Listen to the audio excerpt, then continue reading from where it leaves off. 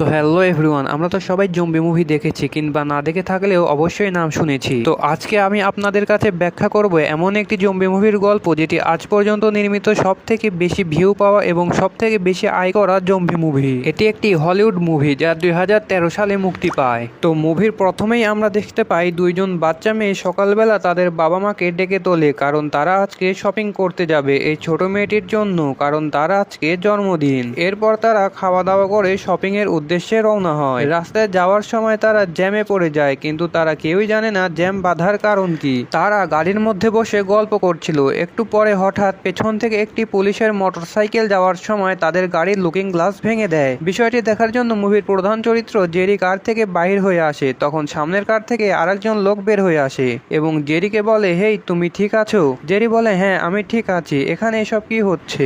লোকটি বলে, আমিও কিছুই জানি না।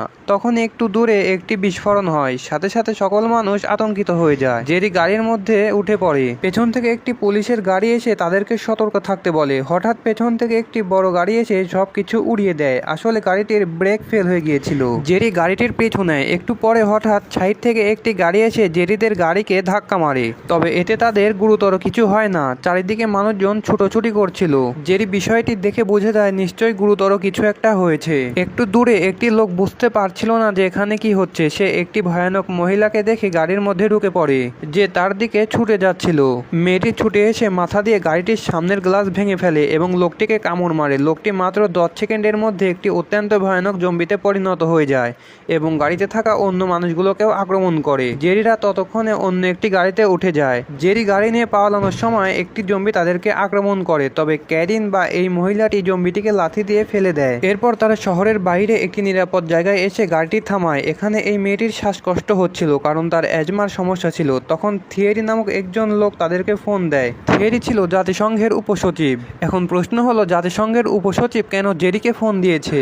আসলে জেরি একসময় জাতিসংঘের উচ্চপদস্থ তদন্তকারী কর্মকর্তা ছিল। এতে তার অনেক ঝুঁকিপূর্ণ কাজ করতে হতো এবং পরিবারের সাথে সময় কাটাতে পারতো না, তাই তিনি কাজটি ছেড়ে দিয়েছিল। থিয়েরি জানতো জেরি কাজে অনেক দক্ষ, তাই ফোন দিয়ে বলে, তোমাকে আমাদের প্রয়োজন। এরপর জেরিরা একটি সুপারমার্কেটে যায় তাদের কিছু প্রয়োজনীয় জিনিস নেওয়ার জন্য। সুপারমার্কেট থেকে জিনিস নিয়ে বের হতে হতে রাত হয়ে গিয়েছিল এবং তাদের গাড়িও অন্য কেউ নিয়ে চলে গিয়েছিল। এরপর তারা পাশের একটি অ্যাপার্টমেন্টে উঠতে থাকে। এ সময় জম্বিরা তাদের তাড়া করে, তবে একটি ফ্যামিলি তাদেরকে আশ্রয় দেয়। জেরি সেই বাড়ির একটি রেডিও চালু করে। সেখানে সে শুনতে পায় সারা বিশ্ব একটি অত্যন্ত ভয়ানক জম্বিতে আক্রান্ত হয়েছে। এই জম্বি যদি কাউকে কামড় দেয় সে মাত্র 10 সেকেন্ডের মধ্যেই সে জম্বিতে পরিণত হয়ে যায়। জেরিরা সেখানে রাত কাটানোর পর সকালবেলা রেডি হতে থাকে। আসলে থিয়েরি তাদের কাছে হেলিকপ্টার পাঠাচ্ছে। জেরিরা ছাদে ওঠার সময় জম্বিরা আবার তাদেরকে আক্রমণ করে এবং যারা তাদের আশ্রয় দিয়েছিল জম্বিরা তাদেরকেও আক্রমণ করে জম্বি বানিয়ে দেয়। শুধু এই ছোট্ট শিশুটি বেঁচে ছিল। এরপর তারা কোনো রকমে ছাদে উঠে আসে। জেরি দৌড়ে ছাদের সাইডে যায়। আসলে জম্বিদের সাথে হতাহতের সময় তার মুখে জম্বিদের একটু রক্ত পড়েছিল, তবে কিছুক্ষণ পর বোঝা যায় আসলে তার কিছুই হয়নি। এরপর জেরি দৌড়ে গিয়ে ছাদের দরজা ঠেলে ধরে রাখে যেন জম্বিরা ছাদের উপরে উঠতে না পারে। ততক্ষণে ক্যারিন বাচ্চাদের নিয়ে হেলিকপ্টারে উঠে যায়। এরপর জেরি দৌড়ে হেলিকপ্টারের দিকে আসতে থাকে। এ সময় আর্মিরা গুলি করে জম্বিদেরকে মারছিল এবং এ যাত্রায় কোনো মতে তারা বেঁচে যায়। এরপর তারা নৌবাহিনীর একটি সুরক্ষিত জাহাজে আসে। থিয়েরি সেখানে তাদেরকে স্বাগতম জানায়। জাহাজে যে তারা জানতে পারে 95% মানুষ জম্বিতে পরিণত হয়ে গেছে। বেশিরভাগ পানি অনিরাপদ হয়ে গেছে এবং মানুষ দ্রুত জম্বিতে পরিণত হচ্ছে। সেখানে একজন ডাক্তার ছিল যার নাম ডাক্তার অ্যান্ড্রু ফাজবাক। তিনি ছিলেন একজন ভাইরোলজিস্ট। এখানে জম্বি ভাইরাস নিয়ে গবেষণা করা হচ্ছিল। এরপর সেখানে প্রধান জেনারেল আসে। সে জেরিকে বলে, আপনাকে ডাক্তার ফারজাকের সাথে দক্ষিণ কোরিয়ায় যেতে হবে। আসলে এই রোগটি প্রথম দক্ষিণ কোরিয়াতেই ছড়িয়েছিল এবং তারাই এর নাম দেয় জম্বি ভাইরাস। জেরিদের সেখানে পাঠানোর উদ্দেশ্য হলো এই জম্বি ভাইরাসদের সম্পর্কে তথ্য আনা, তবে জেরি সেখানে যেতে রাজি হয় না এবং বলে, আমি এখন আপনাদের কর্মী নয়। জেনারেল তাকে বলে, দেখুন সকল মানুষ জম্বিতে পরিণত হয়ে যাচ্ছে এবং এই জাহাজে যারা রয়েছে তাদের অনেকেরই পরিবার নেই, তারপরেও তারা এখানে কাজ করছে। আর আপনি মিশনে না গেলে আপনার পরিবারও এখানে থাকতে পারবে না।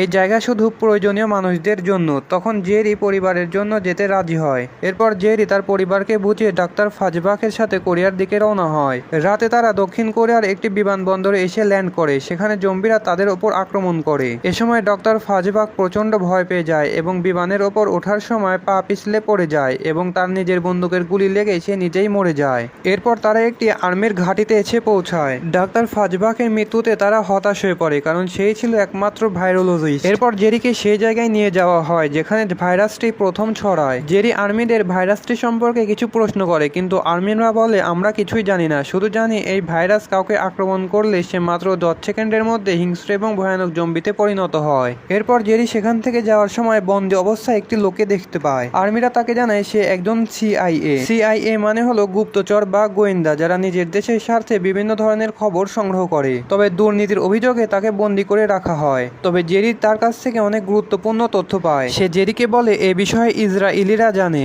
কারণ ইসরায়েলের গোয়েন্দা সংস্থা অনেক শক্তিশালী। তারা এ সম্পর্কে আগে থেকেই পূর্বাভাস পায় এবং রক্ষা পাওয়ার জন্য একটি বিরাট দেওয়াল নির্মাণ করে। জেরি বলে তবে আমাদের এর পরের গন্তব্য হবে ইসরায়েল। এরপর সেই আর্মির ক্যাম্প থেকে তারা সাইকেল চালিয়ে বিমানের দিকে রওনা হয়। সেই সময় ক্যারিন জেরিকে ফোন দেয় এবং ফোনের রিং শুনে জম্বিরা সক্রিয় হয়ে ওঠে এবং তাদেরকে আক্রমণ করে। তখন আর্মিরা জম্বিদের গুলি করে মারতে থাকে, তবে সেখান থেকে শুধু জেরি এবং পাইলটই বেঁচে ফিরতে পারে। এরপর সকালে তারা বিমানে করে ইসরায়েলের জেরুজালেমে ল্যান্ড করে। ইসরায়েলের আর্মিরা জেরিকে টেক অফ করে এবং তাদের ঘাঁটিতে নিয়ে আসে। এখানে ইসরায়েলের গোয়েন্দা বিভাগের উচ্চপদস্থ কর্মকর্তা জুরগেন ওয়ার্মব্রুন এর সাথে জেরির সাক্ষাৎ হয়। জুরগেন ওয়ার্মব্রুন ছিলেন শান্ত স্বভাবের মানুষ। জেরি তাকে বলে আপনারা কিভাবে এত আগে বিষয়টি জানলেন? বাকি দুনিয়া যখন এর কোনো আভাসই পায়নি। ওয়ার্মব্রুন বলেন আমাদের গোয়েন্দা সংস্থা বা মোসাদ একটি গুজব পেয়েছিল যে মৃতেরা জীবিতদের আক্রমণ করছে। আমরা জানতাম যদি কোনো গুজব সত্যি হওয়ার 10% সম্ভাবনা থাকে তবে তাহাকে সত্য ধরে নিয়ে তার প্রতিহত করা। জেরি বলে তার মানে আপনারা 10% নিয়মে বিশ্বাস করেন? ওয়ার্মব্রুন বলে হ্যাঁ, তাই আমরা দেয়াল তুলেছি আর এজন্যই ইসরায়েলের মানুষেরা এখনো বেঁচে আছে। ওয়ার্মব্রুন জেরিকে নিয়ে জেরুজালেম শহরে আসে। সেখানে দেখতে পায় মানুষজন শান্তিতে আছে, খাবার পাচ্ছে এবং তারা আনন্দ করছে। জেরি সেখানকার সেই বড় দেওয়ালটি দেখতে পায়। দেখা যায় দেয়ালের ওপারে অনেক জম্বি রয়েছে। সেখানে মানুষ তাদের ধর্ম চর্চা করছিল। সবকিছু ঠিকই ছিল, কিন্তু কিছু মানুষ মাইকে গান বাজনা শুরু করে। তারা কেউই জানতো না উচ্চ শব্দ জম্বিদেরকে আকর্ষণ করে। জেরি বলে এভাবে শব্দ করা উচিত নয়, এতে জম্বিরা আকৃষ্ট হতে পারে। হঠাৎ দেখা যায় জম্বিরা দেওয়াল টপকে এপার চলে আসে। নেক্সট পার্ট দেখার জন্য ভিডিওটিকে লাইক দিয়ে চ্যানেলটিকে অবশ্যই সাবস্ক্রাইব করবে।